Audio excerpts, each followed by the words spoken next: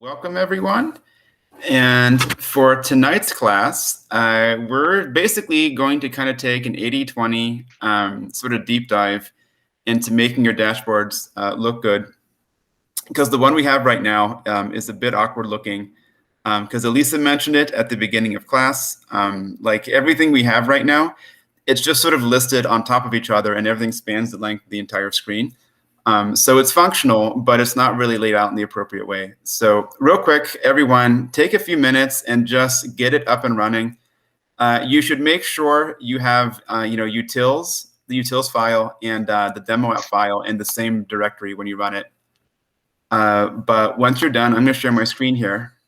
I always forget. What's the command when you're running something to kill it? Control-C. Okay. Yeah. And then basically, once this thing runs, if you can see my screen, it should look like this. All right. Right. So we should have the timeline that can kind of see us, see how different metrics choose. We have a drop down right over here. All right. We have the cumulative checkbox if we want to get things for all time. And then finally, we have the table right over here. All right, and so if you click on this, right, you can see what's happening for the different states.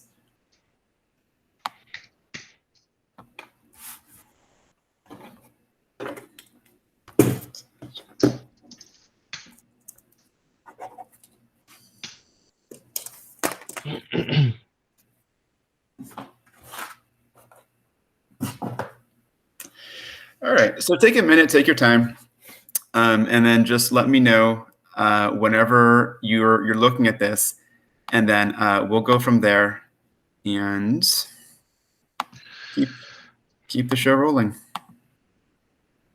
Do you get a callback error when you change dates? No, I do not. Or like in the dashboard, I mean? No, I don't think so. I'm 1 second here, doing it now. Is anybody else getting the error? Oh. But it's not changing anything, right, in the table? If it's cumulative is turned off, it would change. Oh.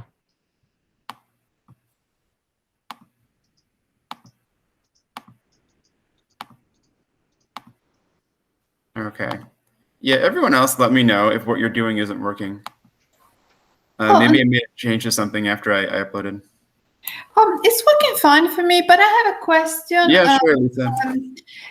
On the spiders file, at the very bottom when we put, what is it? Yeah, the very last line in the script, which goes like app.run _ server, and then in bracket there are some attributes, and one of them is the port. That number, where did you get that number from? Yeah, the default is just 8050. Yeah, that one. Yeah. So basically, that's the standard for a Dash application. Oh. It honestly doesn't actually matter too much. You could change the port to anything that you'd like, as long as that port number isn't being used by another application you're programming. Okay. So it actually, in a lot of ways, doesn't really mean too much. But every application, any sort of web-based application that you use, is going to have some sort of default port value that it'll automatically run on. How do you find out that? Is there anything in? It's actually a good question, Elisa. I'm pretty sure just whatever the, so for example, app.run server is itself just a function. So it has defaults. So for example here, if you go ahead and get out of here, and then if you were to go ahead and just sort of look at this, I'm sure somewhere in the documentation it would let you know in like the hello world thing. Yeah, sure, yeah. Right, but over here, yeah, and then that would be, so outside of that, that would be the default value. Okay. Okay, and just look it up there.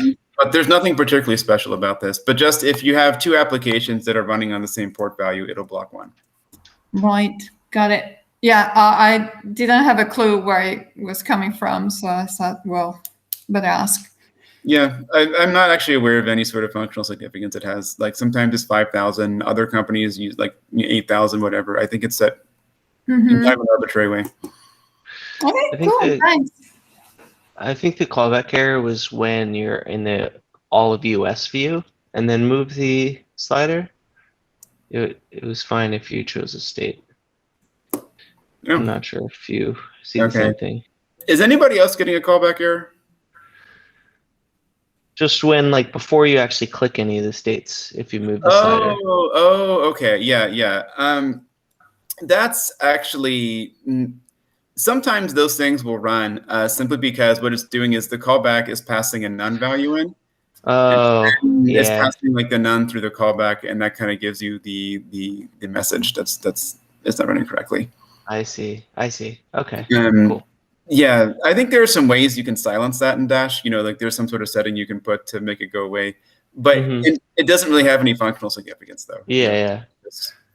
Gotcha. Yeah, in Dash, when you run the application, as a default, every single callback fires off. So like kind of when you load the page, it just takes a, unless and if there's nothing specifically selected that's already there, it would just pass in a none, which is what you're getting. Yeah. Okay. All right, so that's no big deal, really. All right. So is everyone looking on the page, right? It looks sort of like this. Yep. Okay. All right. Beautiful. All right. Yeah. So like Elisa mentioned, so this dashboard is pretty functional. You know, it does, you know, dashboardy things, and it's interconnected, you know, in 3 or 4 different ways.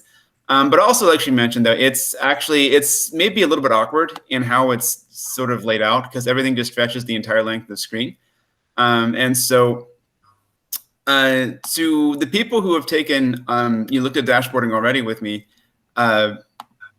one important difference between Dash and other dashboarding frameworks like Streamlit, you know, which we already covered, is Dash actually gives you a lot more control over how things are configured. And so you can kind of create various types of layouts. With Streamlit, it's basically what you see is what you get. And so when you list something, it's just going to list it there, and that's basically it. You can't modify it. And of course, the defaults for it are actually pretty good. You know, they seem to work just fine. But you know, if you need kind of more elaborate layouts, then there's really nothing you can do. That's it. Okay. So that being said, there is kind of a lazy man's way to style dashboards and make them look pretty relevant. If anyone is familiar with any sort of front-end web dev, there is a framework called Twitter Bootstrap. I'm sure, does this sound familiar to anyone? Maybe if some of you were sort of working side by side with like a front-end department or things like that. Maybe if you work in data science, there's no particular reason a data scientist would actually be familiar with it. But for people building websites, it's like the de facto way to kind of create different types of styling and layouts. In any event, go ahead, Devin. Sorry. Oh, no. I haven't heard of it. Okay.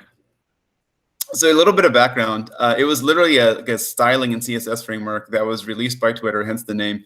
I want to say probably around like 2011 or 2012. It quickly became very, very popular because it's an easy way just to kind of declaratively state different types of web elements and how you want them to appear. And then the defaults with it are actually pretty good. So it can really easily just kind of allow you to snap together a website.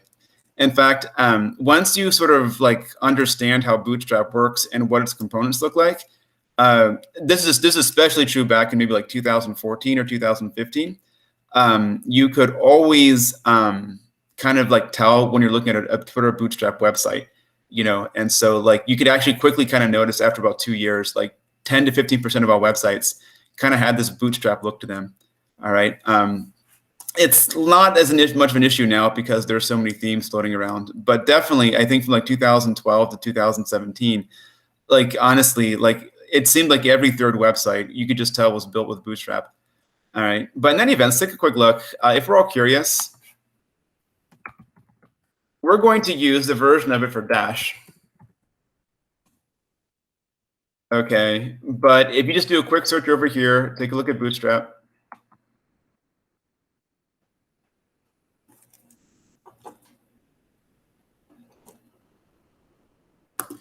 Okay, and then the important thing over here, right? So Bootstrap is basically something that gives you collections of different buttons and icons. And really important, what we'll see are a grid system that you can use to kind of snap together layouts. All right, so as an example, if you go over here to components,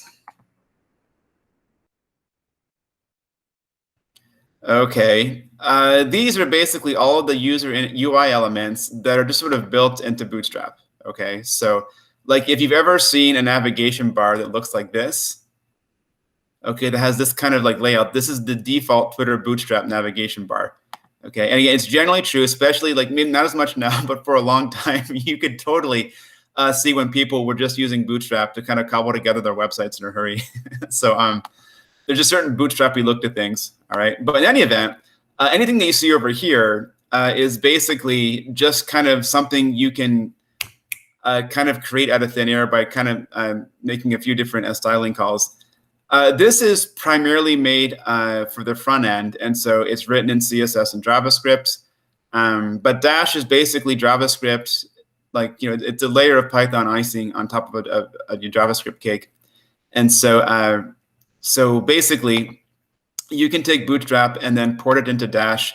And as far as I know, this is basically the primary way that people tend to style dashboards, particularly if you don't have the budget or HR for like a designer or things along those lines. So usually, if you just want to get something configured in a hurry, Bootstrap is going to be your best choice.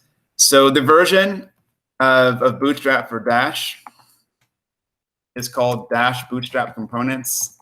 When you first took the class, there should have been this should have been included in the requirements.txt file. Okay, but this is basically a collection of different types of Bootstrap components that are imported into Dash. Okay, so if you want to make buttons and then define where things go, we're going to go ahead and do this. Okay. In my experience with building things over the web, there's more sophisticated things in Bootstrap, but it's the only thing I've ever done. And I think generally speaking, especially for people who don't have like a specific training in user interaction design, things like that, it's about what maybe 30 to 50% of people use, because it's definitely the most convenient. All right. So what we can do over here is do this.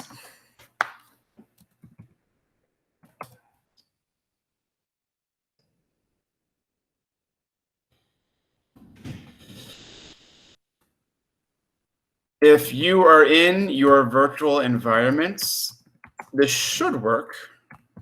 All right. So just import Dash Bootstrap components as DBC.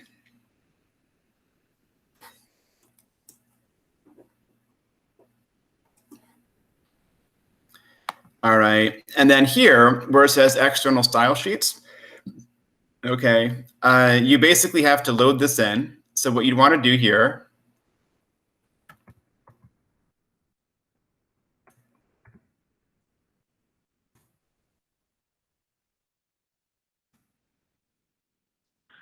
What was that first style sheet we used? it's just the standard one that's used in all of Dash's training. Oh, I see. Okay. I actually know nothing about it other than the fact that it was just something it's just like their stock style sheet that they refer to. Gotcha. Okay, there's nothing special about it, although it's pretty harmless. It looks reasonable enough. Mm. Okay. But the idea, though, is you actually need to have this loaded in to actually be able to reference the Bootstrap components. Okay. So the styling here actually looks exactly the same. Instead of, though, in typing HTML or DCC, you type in dbc dot whatever. Okay. All right, let's do this, see if it runs. This might break something, so let's just kind of run this and take a look. Just want to see if we get this. Okay, it looks fine. All right. Well, probably some of the previous styling will be dropped. All right, so it looks modestly different. Not really all that much, though, for the most part. Okay. Do you have All an right. empty graph at the bottom, or did I somehow do that? Mine Empty looks figure? okay. Oh, The table? shoot. Oh yeah, the table's gone. All right. Quick roll call here. Is this an issue with, is this shared amongst the entire class? Or do we have our dashboard basically working? Devin, something might just be loading too, for whatever it's worth. Because it shouldn't really change what actually is inside the dashboard. It was loading. You're right. Okay. All right. Yeah. Yeah. Okay. That sounds good. Elisa, Needy, are we in good shape? Yes. Okay. Beautiful. All right. Yes. Okay. All right. Just checking. Okay. All right. Sounds good. So what we're going to do here, probably the most important thing about Bootstrap, or actually any sort of styling framework, is it gives you something called a grid system that you can use to basically determine layout. This is probably 60% of the functionality that it gives you that tends to be most useful.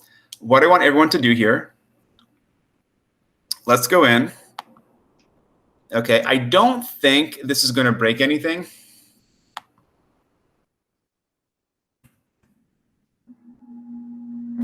But we can try. Okay, so the basic idea here. Okay, so anytime you want to do something, you know, from one of these like styling elements that you have, okay, you just type in dbc.whatever. The basic syntax is, you know, more or less exactly the same. So you don't have to waste, you know, dbc.whatever you want to do. Usually the standard, you sort of way you begin these things is with, it's called the container. You can probably guess what that does. It's just a way to make sure everything on the page is aligned. You don't typically want things, you know, that are going to stretch the entire width of the entire page. It looks a little bit tacky. So this just kind of makes sure everything takes up about 80% of the page. So we can give an ID.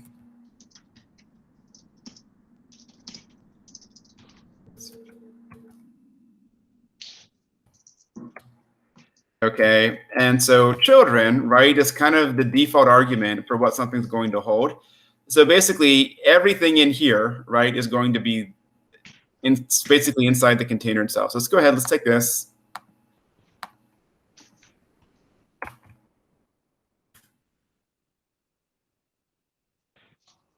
All right, and so same thing, we want to wrap this around everything else. And so if you would,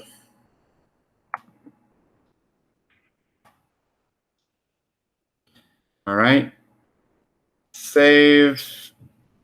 I think, yep, we need, hold on one second here.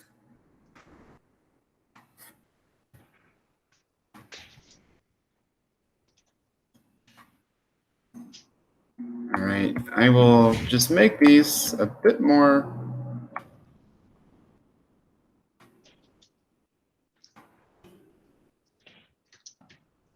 Okay, one second here. Okay, this is, we don't really have to do this. It's just making it a bit more kosher. All right, so big important thing you want to check over here, right? So this list, all right, it should be on the outer bracket right over here. And so it should encapsulate all the inner material. All right, and so same thing, restart.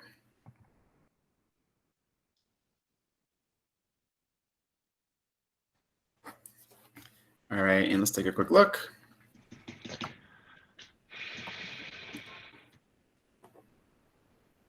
All right, and it should look more or less the same, except now it should basically be squeezed in the inner 80%.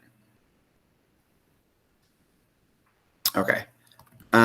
So this is actually fairly standard anytime you're designing any sort of web page. You know, you don't really want things flowing, you know, across the entire page view, but just, you know, something in the middle, 80 or 85 or 90%. All right, so again, this is fairly standard. And now the idea here, if we go back to the Bootstrap website, DBC one, not the Twitter one, but the one for Dash. Okay. Probably the most important thing about a styling framework is it gives you a grid system to work with. Okay, and this is just a way to align things into different columns and rows. All right, so we go over here, documentation. Usually the first thing they mention is the grid. Okay, because this is definitely kind of how you define the way things appear in different places. So let's take a look. Components, I forget exactly where this is listed. Layout, okay, so right over here. So if you go documentation, components, and then layout. All right, and then here, okay, is basically how you can define the way different elements are placed within a page. Okay, and so the big thing is you can arrange your page according to different types of rows and columns. All right, so the big thing here, right, is your row just kind of encapsulates everything in one single band. And then within a row, you can contain multiple columns. And then for each column, you can set something's width. All right, so if you kind of look at the final version, okay, we can see here, right, this is a row. I believe this is a row right over here. This is its own row.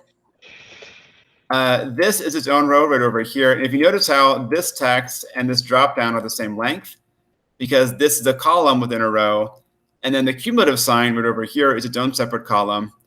And so same thing over here, the charts and the table are within the same row.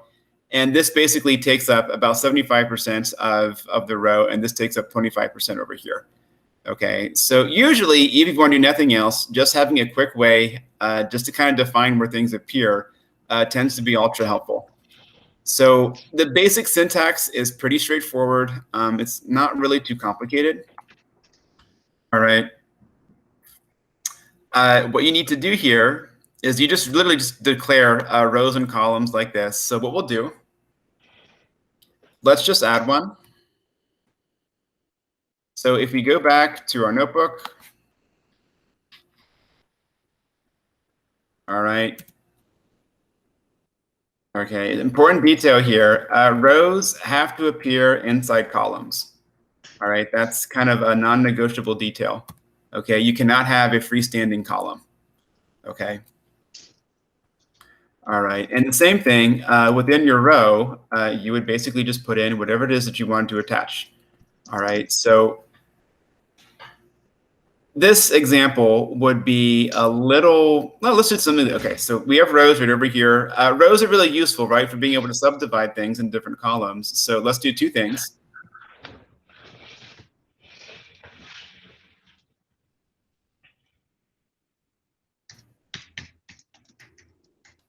And let's do a quick double check to make sure I am not, okay.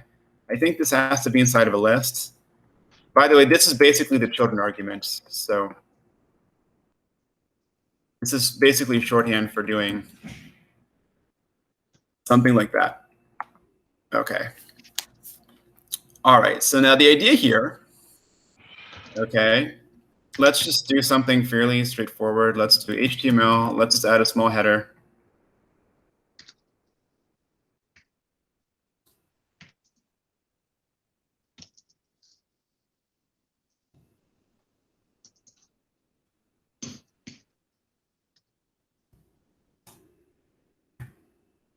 All right.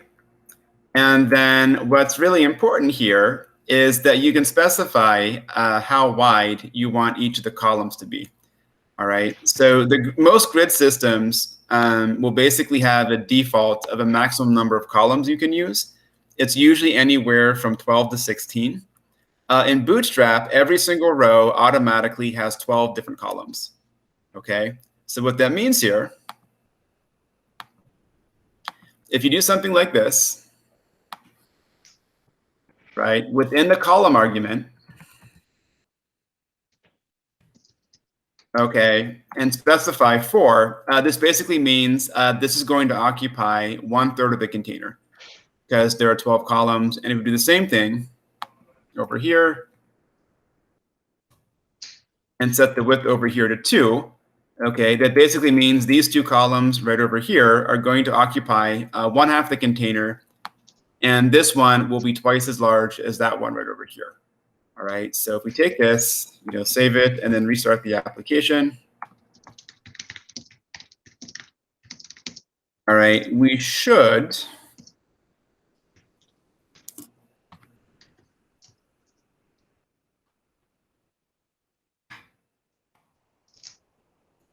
and then reload.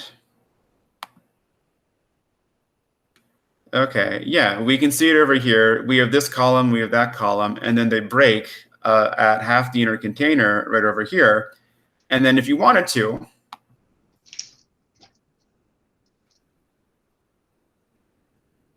and it's the same thing over here. If you want to add multiple things within a column, you can do this. So for example, if you wanted to add some additional paragraphs underneath each of these additional label headers over here, you could do that. And you'd be able to see that this one, the text would go along twice as long as the one in column 2. So if we just want to give ourselves a quick example, right, same thing. If we have multiple items, we should wrap this up in a list.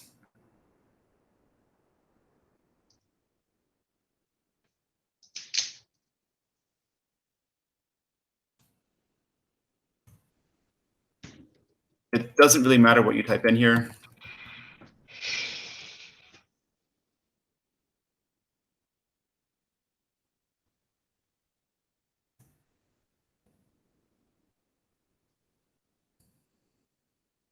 All right, so yeah, we can just keep this over here, and then let's break this down. All right, and then same thing. Usually indenting for this is important just so you can keep track of where you're at in the page. But okay, so we had this column right over here, and then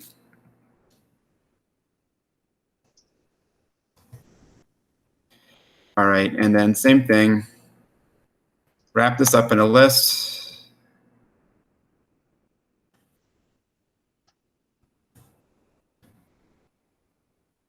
And then I'll just copy and paste this.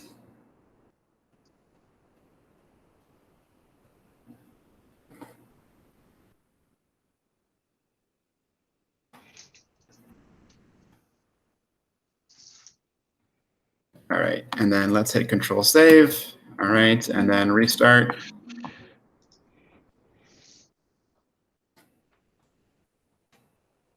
Could you copy and paste that code for the rows? It's just not working for me.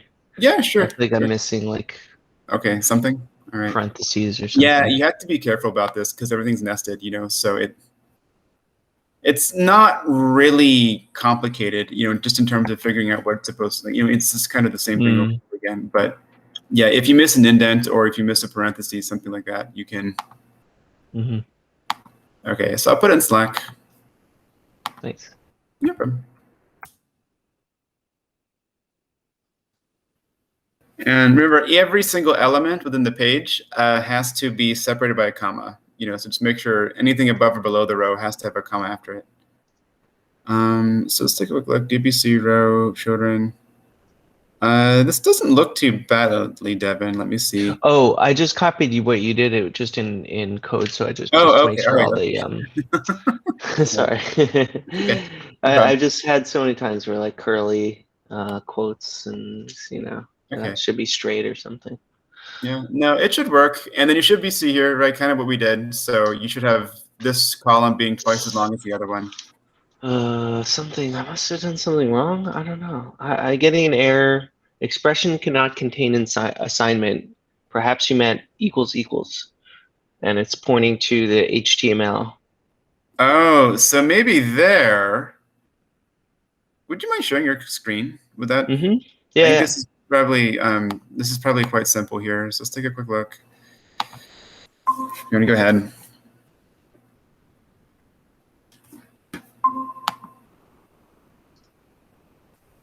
So it's pointing to this thing. Okay. Which one? You see syntax error.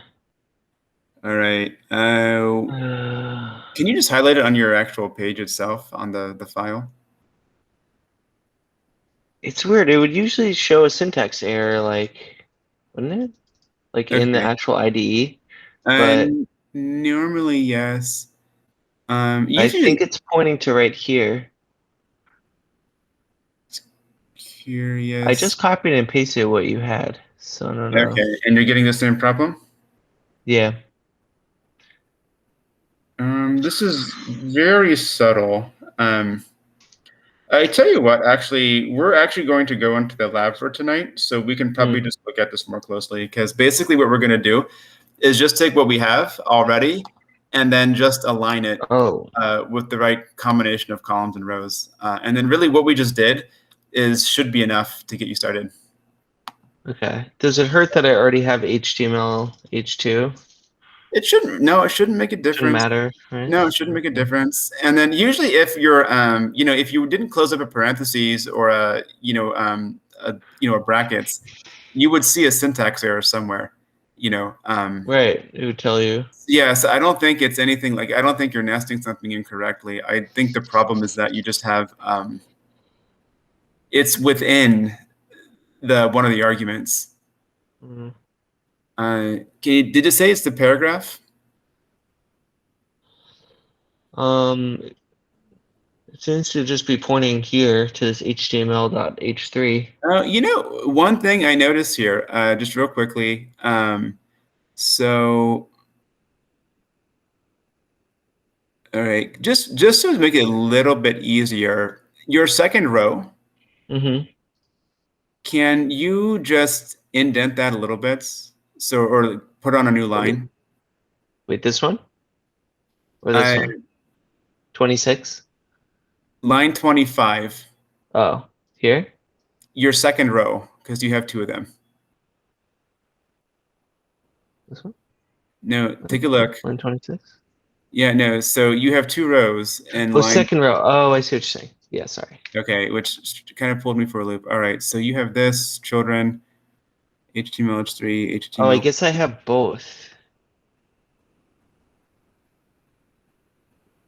Now that should actually still more or less work. I mean, you can have as many rows as you want to, so right. Assuming, you're not breaking any sort of why is there a period here? Maybe that's it. Yeah, maybe it's supposed to be a comma. Okay, it seems promising. That worked. Okay, thank you. Okay, it worked? Okay, all right, easy enough. Okay.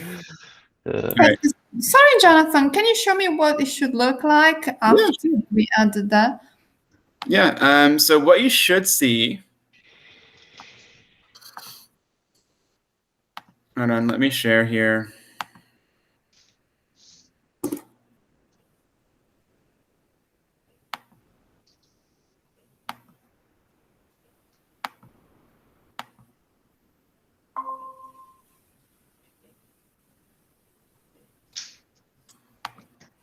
It should look like this.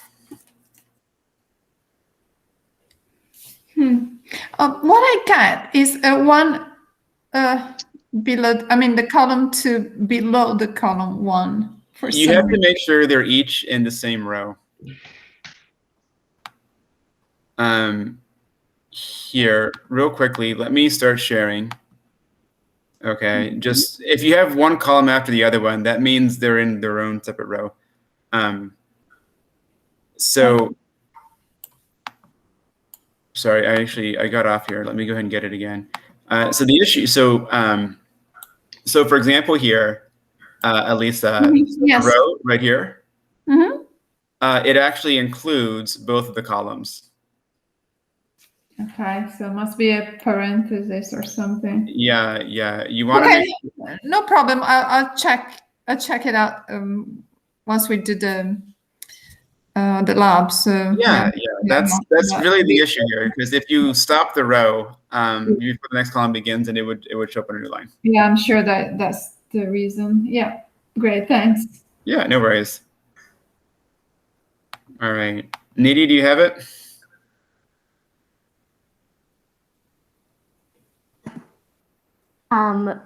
Nearly there, but Okay. I'm following.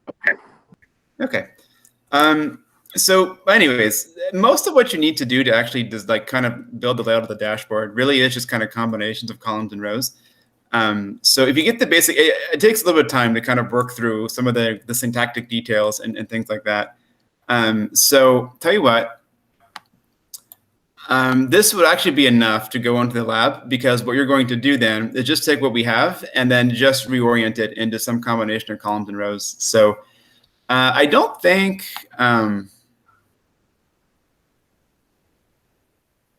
one second here, let me upload a picture here too.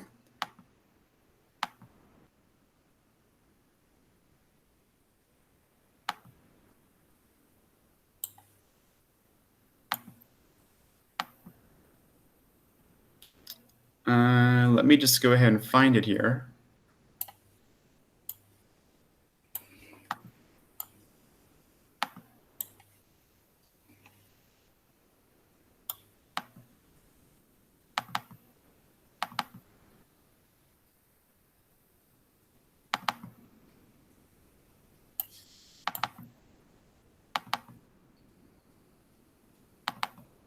Okay, here it is.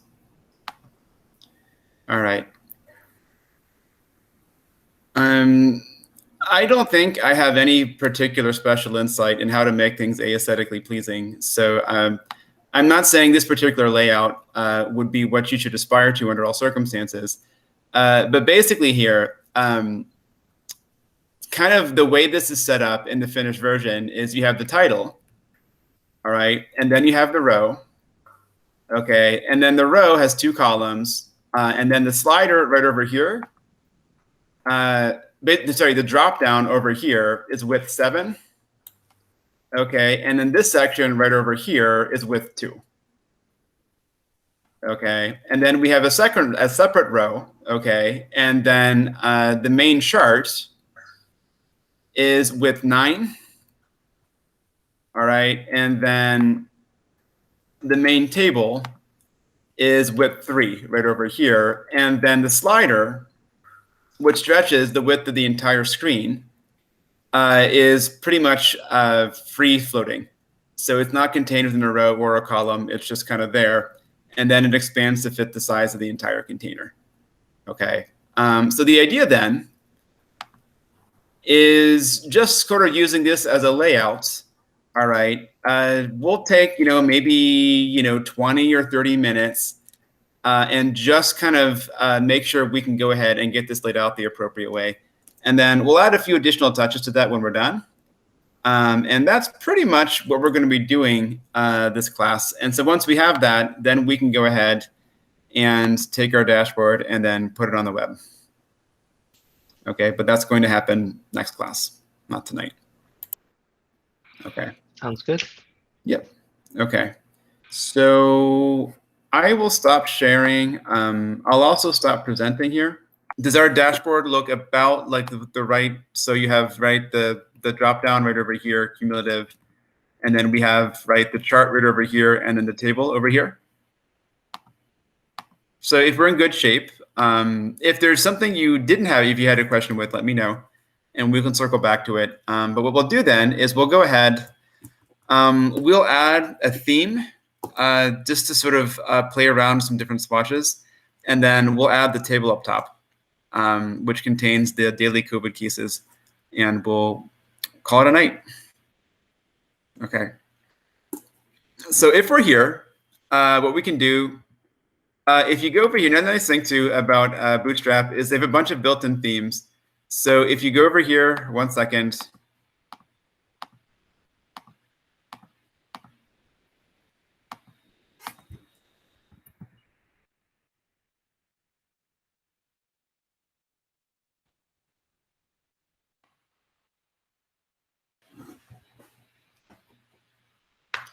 All right, and then if you go to documentation, all right, so, and then go to themes.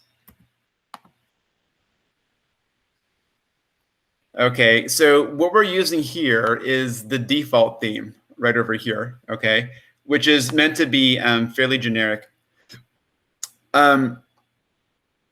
there is sort of a universal set of themes for Bootstrap, which you can go ahead and use. It's called Boot Swatch.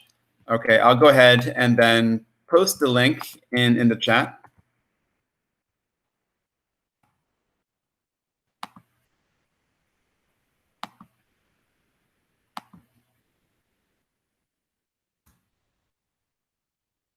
All right, if you want to go there. Okay, this is usually the easiest way if you want to go ahead and give your dashboard a slightly different look for one thing or the other, and it tends to cover most of the main styling motifs. All right, but the idea here for something like this where it says flatly, all you have to do here is go ahead and instead of having .bootstrap, you could call it .flatly like this, and then if you wanted to go ahead and then restart it,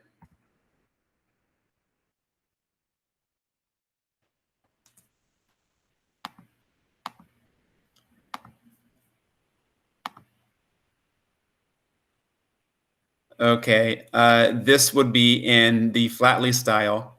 And then, you could play around with these with some other things. So like, for example, if you turn this into Cosmo, which is what I think I have on my final page. Okay, and then just rerun that to see what it does. Okay, you should get something that's a lot darker. Or not darker, but slightly different.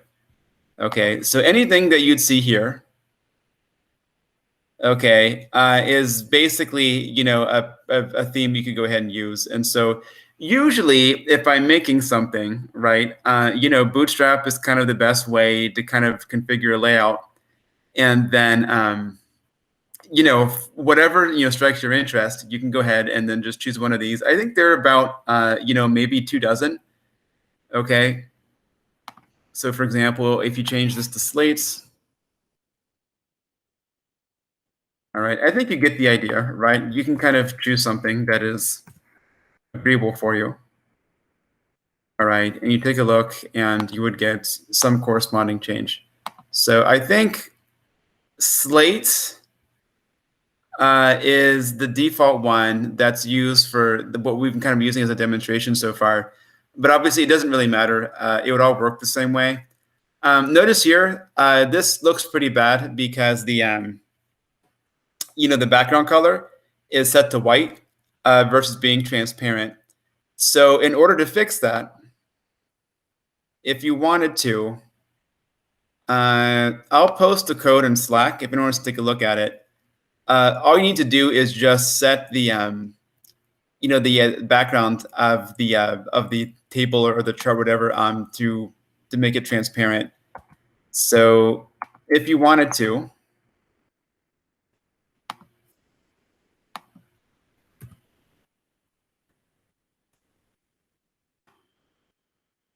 all right, in each of the callbacks, okay, just go ahead and then add this line at the very bottom, and then that would be enough to make it transparent. If you want to go ahead with the dark theme. All right, so for example, if we take this,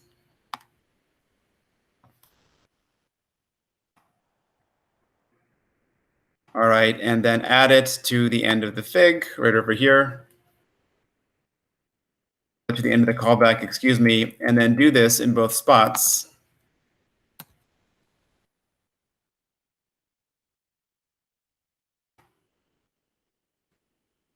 I think we can see what this would do. Okay, and again, there's nothing really profound about this. We're just saying, set the background color of everything to basically being nothing at all. And so that way, if you were inclined, all right, you could reload this, and then we would get the same thing, except it wouldn't look so ugly, right? And so that way, the charts themselves would have solid background colors. And then if you set the width of the table, you would have something like this, some level of pixels wide, so it wouldn't look so smushed together. And this is basically the styling template that was used for the final version of this project. Sorry, can you show me again where you put that as part of the script in the original script? It's in... You mean for the background? Yeah. Yeah. So, Elisa, just at the end of the callbacks. So it is like you're returning the figure as part of the callback. Okay. So then just literally right before return fig, just put that over there. So that way you'll strip out the background color. But there is another point where you put it. Yeah. Yeah, they were basically we have one callback for each chart. Okay. So they're pretty much the same in both spots. So this one is for the table. Oh yeah, I found it. Okay, yeah, and then the second one is for the map chart. And so it's the exact same thing. And so just before you return the chart, you strip out the background color. Okay, got it. Thanks. Okay. Yeah. By the way, I am far from the final word on aesthetic tastes. So I don't think there's anything special about the way this thing is configured. So if something is more pleasing to your eye, you can feel free to go ahead and reconfigure it. Okay. And then there are probably some deeper details, you could use to create certain types of visual effects, but that's beyond me because you'd have to be more of a front end person to go ahead and do that. So out of my pay scale, unfortunately. But this is usually a pretty good way to get something that looks, pretty workable. And then with the grids and then the swatches, you can get something that looks pretty professional, without too much effort. It's not too hard. It's a little annoying sometimes, because the different nested levels of the the different types of tags and things like that gets a little confusing, but it's nothing you can't do with a little bit of elbow grease. All right, questions?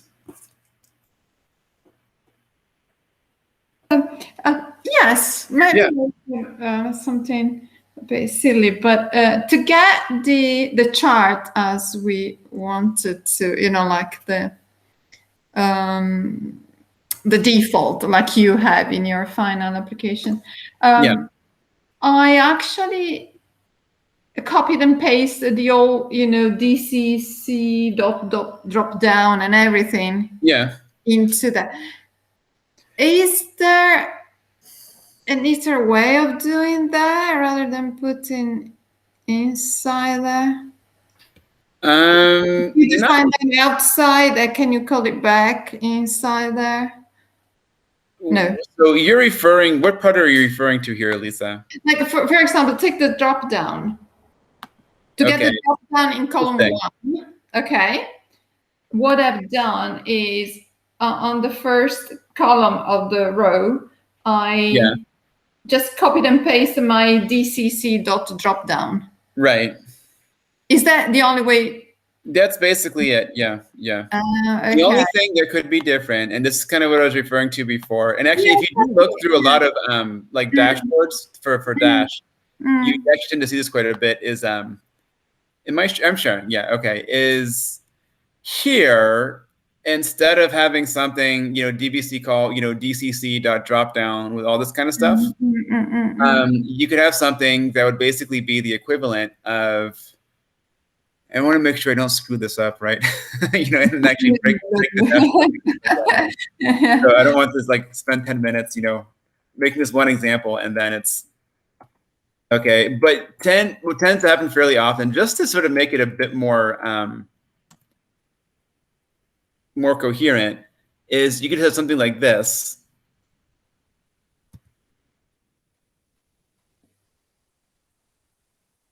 Like that.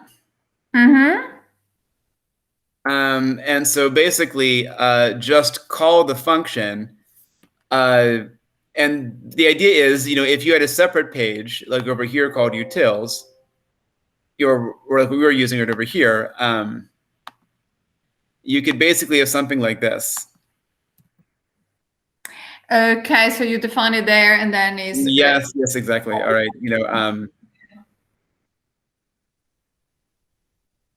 and then it wouldn't even return anything, but literally what you would do then is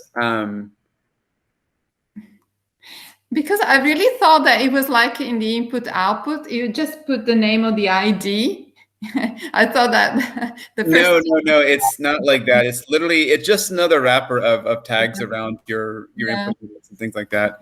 Yeah. The only thing I've seen people to kind of do away with this a little bit, right, is just something like this. So that way you can, it just makes it maybe a little bit cleaner, and then here with the DCC dropdown, you'd have, that kind of thing, and you enter everything over here. So that way, on the main page, you're maybe not treated with such a you're bombarded with all these different sort of columns and levels and things like that. Yeah.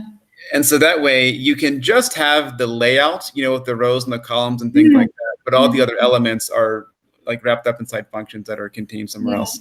I think it's a way to easily visualize from the script itself where things are in your application by doing this way, because because there's so many different levels and things like that. It's very easy to kind of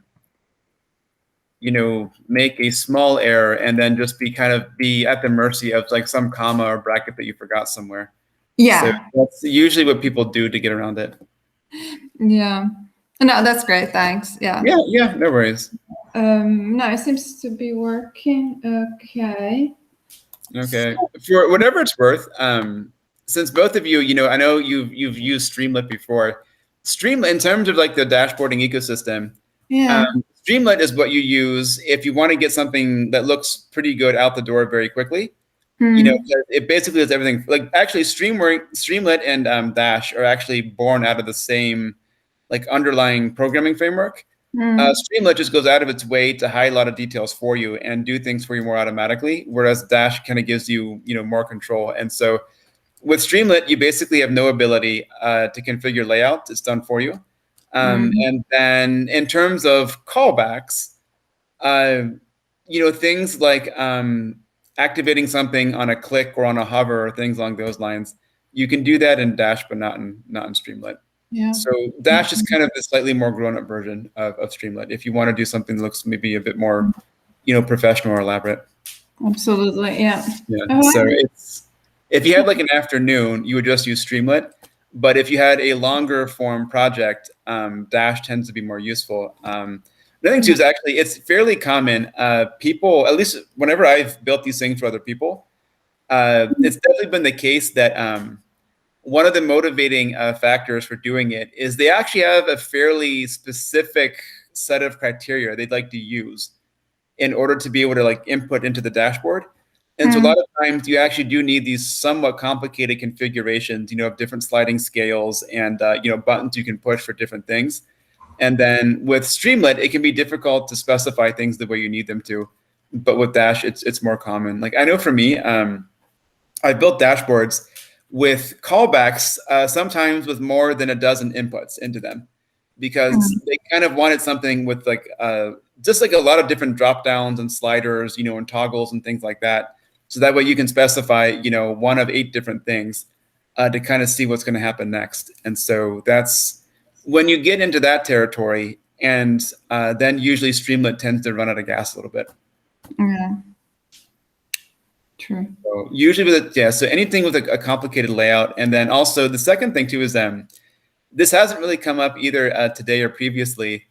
Streamlit doesn't actually allow you to keep track of something called state, which is basically what value something has even when it hasn't been changed. So basically what this means is if you wanted to, let me see if I can show you an example here. I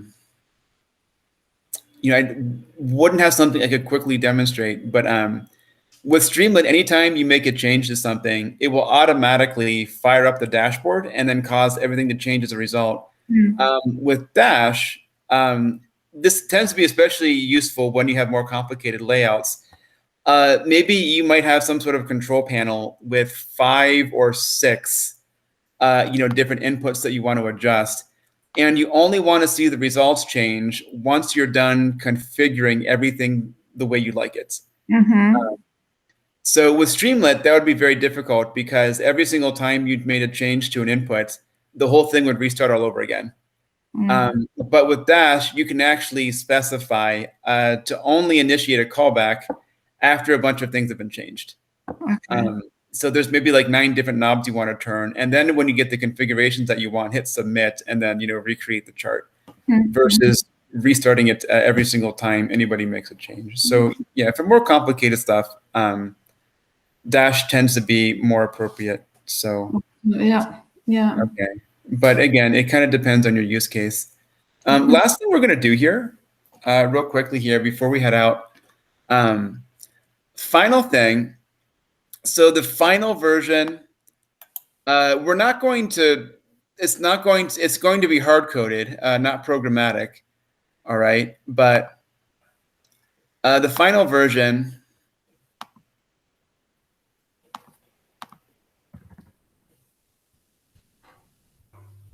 okay, has this thing right over here. Okay. This is just another drop-down menu, right? So we would make this the same way we did the other one. But this thing right over here, okay, where you have the different panels right over here like this. So this thing, we'll hard code it now, and then we'll just take the callback. We'll do the callback next time we meet. But let me see if I can go ahead and then find it here.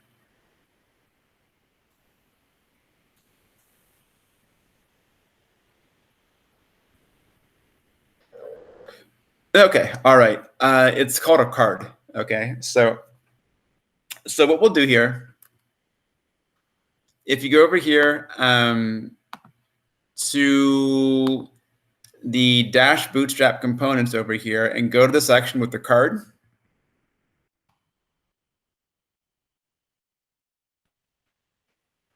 All right.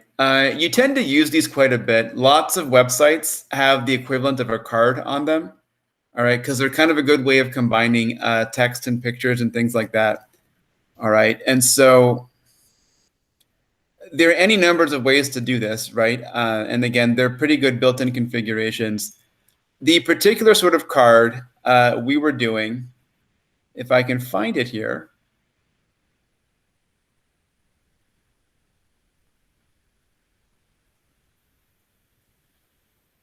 Okay, is basically this, where there's a card group, okay, and so they're all connected together. All right, so this is essentially what we have at the top, right over here. Okay. Okay, this is a card group with 7 different cards chained together. The values are derived programmatically.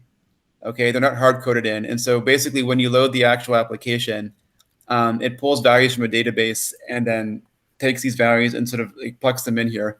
But just to kind of, we'll circle back to that at a later class. But just to sort of have something like this right over here. All right, what we'll do, we'll create a new row.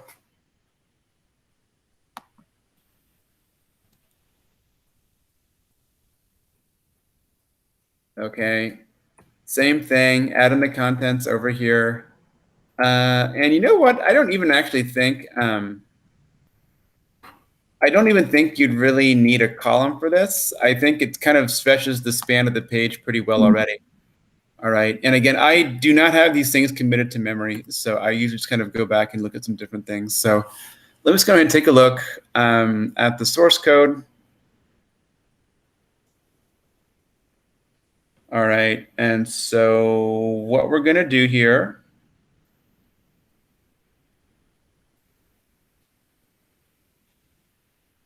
okay, so I am going to paste this into the Slack channel. Okay. Okay. All right, let's take a look at it. I haven't, some things are worth knowing down so much that you can just have them committed to memory. I personally don't, I haven't gotten here with this yet. So let's just take this.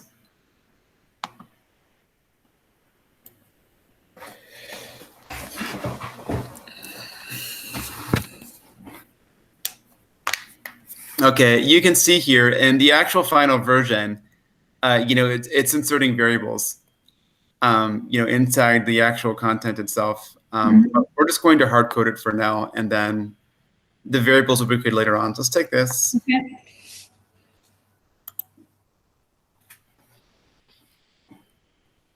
And then let's do this right over here.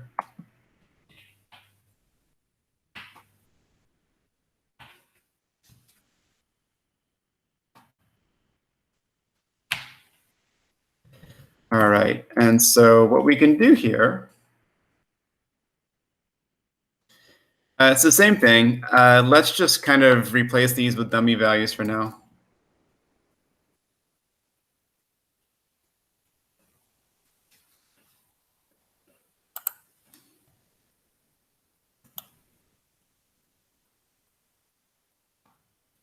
Right, but this is basically all the different forecasts, for each of the individual states are getting inserted into these values right over here.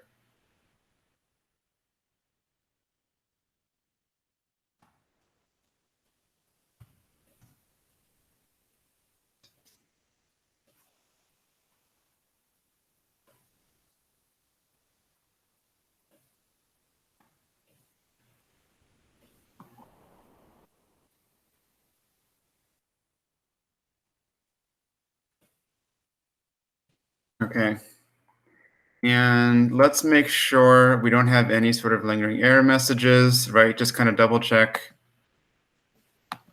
Okay, so the idea here, right, this would just be a single card that would show up. I think this should actually show up okay. Let's just kind of take a look. Hold on, and just, I think this is going to be okay. Let's kind of restart and then see what we have.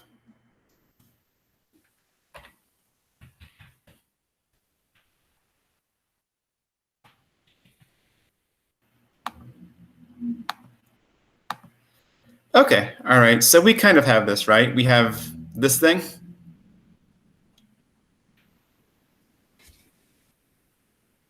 Okay.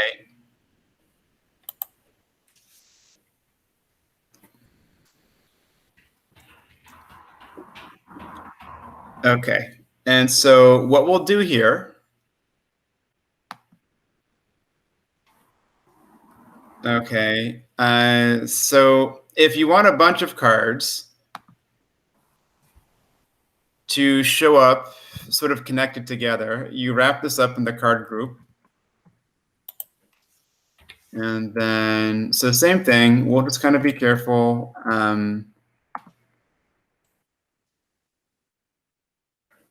And we want this inside of a list. So basically,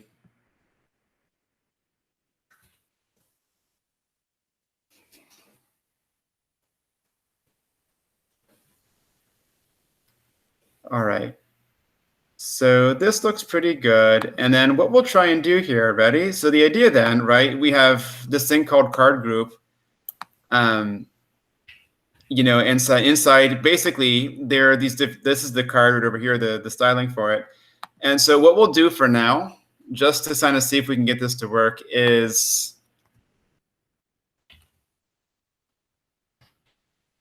just kind of do this to go ahead and then create a list comprehension inside of it. So this should go ahead and then create these 7 different cards. And that will actually be a good place. Once we can get this thing to render, that'll be a good place to stop for the night.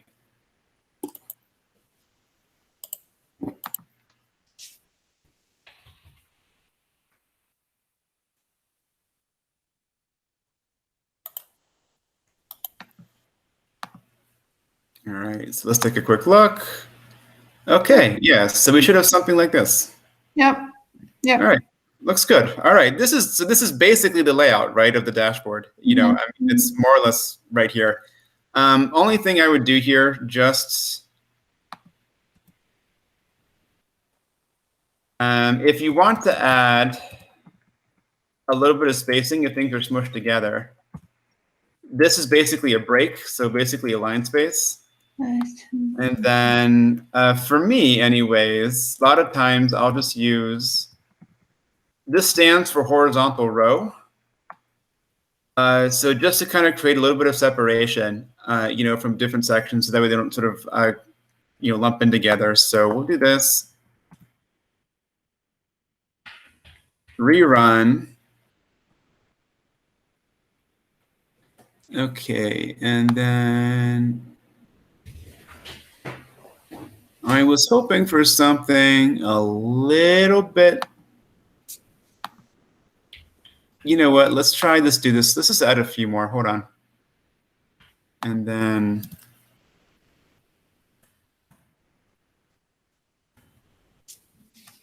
let's just try that.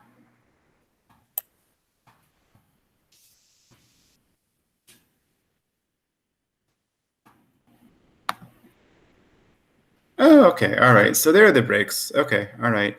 In fact, that's probably too many, really.